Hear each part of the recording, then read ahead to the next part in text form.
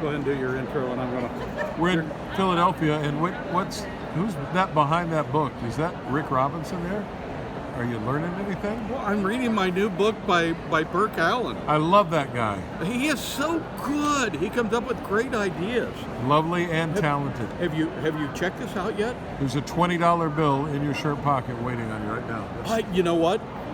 I know the publisher. I got a free copy. I see. There you go. Low friends in high places. I get a free copy, and I don't have to pay you for the publisher for being my publicity advice.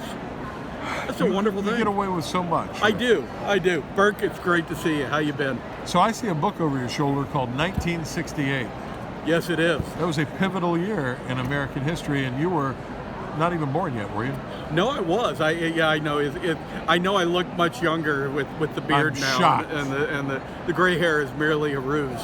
But yeah, it's funny when I started thinking about this book, I had always said to myself that 1968 was one of the most pivotal years in American history. That's right. And then I look back at it, and I'm like 10 and 11 years old when it's happening. So as I was working on another book, I was at the library. I was doing some research on, as you often do as an author, you'll spend 3 hours working on one paragraph. Yeah. Just to make sure you get it right. I started talking to the librarian, and we're having this conversation that you and I are having about 68. So he and I go over to the microfiche machines. For those of you kids at home, that's how we used to look at old newspapers. Wow. And we start looking at newspapers from 1968. And 2 or 3 days into reading newspapers, 2 or 3 days in the sequence of newspapers, it dawns on me, oh my gosh, there's a book here. Yeah. And it's a book here because it's how small communities like you and I came from, Yep. Bert, Yep. How did small communities react to what was going on in 68? Because the big cities were in turmoil. Big cities were in turmoil and flames. And actually, for me, I lived across the river from a good-sized city, Yeah. Cincinnati. But I grew up in a little town of about 3,000 people, Ludlow, Kentucky. I have memories of it, of all that stuff happening, but I really wasn't able to grasp, until I started looking at these old newspapers, to really grasp how important that year was to middle America, to small towns, to small communities, like you and Logan and me in Ludlow. Big events from 1968. Well, you start out with the deadliest day in Vietnam, Tet. Tet is the Vietnamese New Year. There is supposed to be a truce going on, a ceasefire. Americans are planning to go in the moment that the ceasefire is over and start bombing.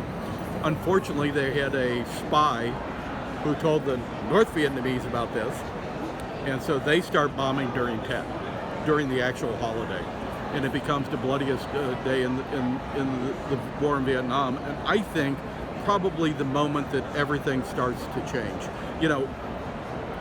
We watch the news today, and rightfully so, we mourn when 2 or 3 soldiers are killed. But put that in perspective with Tet. 248 in one day. One day. So that just gives you an idea of the mindset. And what really starts happening through 68, I think, with regards to Vietnam, is that everybody is watching the green car with no white walls on the tires show up at a house. Yeah. And 2 soldiers get out. At that point in time, everybody in the community knew what that meant. That meant your son had just been killed in Vietnam. Right. People on both sides breathe a sigh of relief. It's not their son. People in that home are devastated. It changes their life forever. Changes their life forever. And so that starts changing the perspective, I think, of people, how they're viewing Vietnam at the time. There were high-profile assassinations in 1968 of major historical figures that changed the trajectory of the country. Politics totally changed during 1968. First off, follow me on this one. You have a sitting president who, partially through the election, decides that he cannot win. throwing it into a primary where nobody has control of the floor when it comes to the convention. Am I starting to sound familiar yet? Wow. Wow. Humphrey is the vice president. You have Bobby Kennedy, who's making the case, along with Gene McCarthy, for the anti-war side. You have some other people that are involved. But when Bobby Kennedy is assassinated, again, it changes. When they go to Chicago, there is such an anti-war feeling amongst the Democrats. We're not talking about, we're talking about at their convention. I mean, there is, part of the things that's causing the riots in the street is the vote that the Democrats are going to have on their war platform. Are we going to follow Johnson? Are we going to follow the path that Bobby was on? And Humphrey, being a vice president for Johnson, wants to remain loyal. He backs the Johnson position. He comes out of the convention. He has no chance whatsoever in winning because of that. You also have, prior to Bobby, you have the assassination of Dr. King, which throws America into total turmoil. Here's a minister preaching civil rights who is killed. Peaceful protest. Peaceful protest.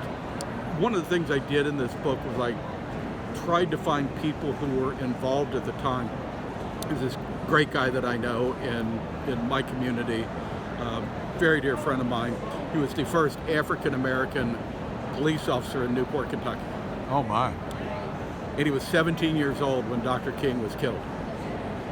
And I talked to him about it as part of the interview process for this book. He said, and here I am as a young guy, I'm taking a look down the path of H. Rap Brown. And suddenly my mom is talking to me about Dr. King. So the conflict that is coming in his mind of him wanting to go out on the radical side, but his mom's going to him, no, Dr. King, and now Dr. King is assassinated. Is gone. And what do I do? He has a great line when I finished. Yeah, I said, Bobby, what'd you do? And he goes, I became a police officer. Who do you think I followed? I followed Dr. King. And so those are the things that are happening. The other interesting thing that's happening in all of this, if you read the newspapers from that time, right, you wouldn't know that African Americans or women existed anywhere in the nation, because really, I know women were in the workplace. Sure. My sisters were getting on buses every day and going to work, right? Of course. They had a section in the newspaper every week. On Wednesdays was the women's section where you could learn all about recipes and who got married and the latest gathering of whatever group there was.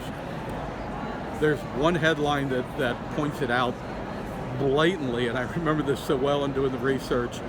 The League of Women Voters were having a forum for local candidates, and the headline, I kid you not, the headline was, our women, God bless them, they have opinions too. Oh, wow. Now, better than the African Americans in the community, because the only way they made it into the newspaper is they played basketball. So there's this whole segment of society that nobody's hearing from. It was marginalized. Did that surprise you when you went back to do that research? Yes, it did, because it really did. I was, and part of it comes to our local, the person that was the editor of the newspaper at the time, who I discovered after that from talking to some of the reporters, was just a blatant racist. Yeah. But as I went and did the research, for him it was about selling newspapers. Women didn't buy newspapers. Blacks didn't buy newspapers. So I'm going to sell to this group, and that's what we're going to generate all of our news towards.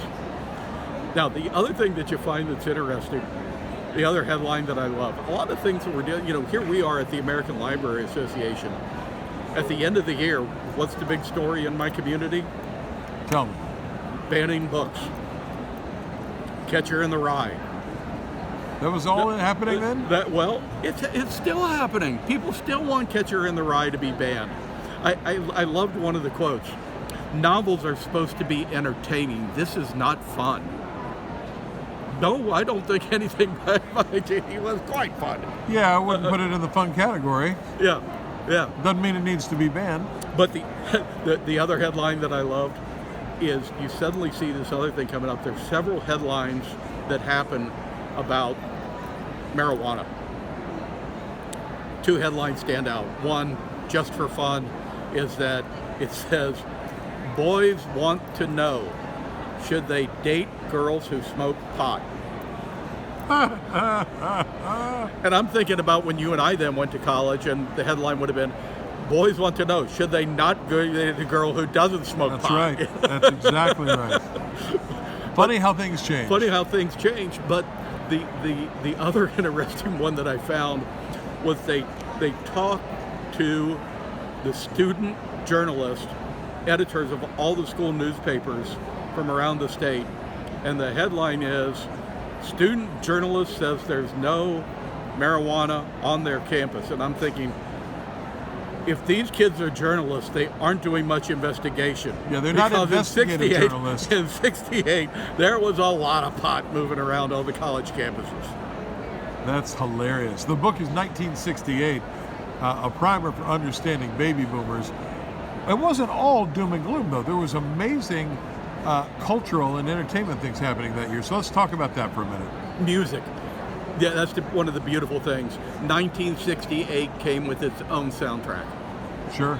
I mean, think about when you were sitting in the booth. All right? Would you rather play what came out that day, or do you want to sit down and play Aretha? Do you want to play the Four Tops?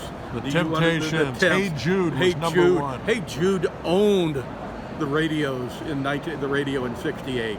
I mean, you know, there's some weird stuff going on too. Yeah, I still wonder what Donovan was using when he wrote Hurdy Gurdy Man. Yeah, probably not illegal substance. Yeah, I'm sure he found that marijuana that the college editors couldn't find. Because I still don't know what the hell the Hurdy Gurdy Man was. Spike was something. But the other thing that happens is, as much as you have all of this drama and everything else taking place, at the end of the year, something remarkable happens. And that is? The last Apollo trip before we walk on the moon.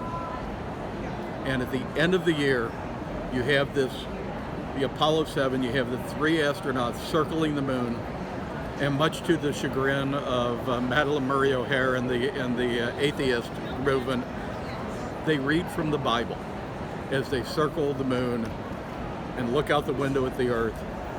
And it was said at that time that, thank you, Apollo 7, for saving 1968.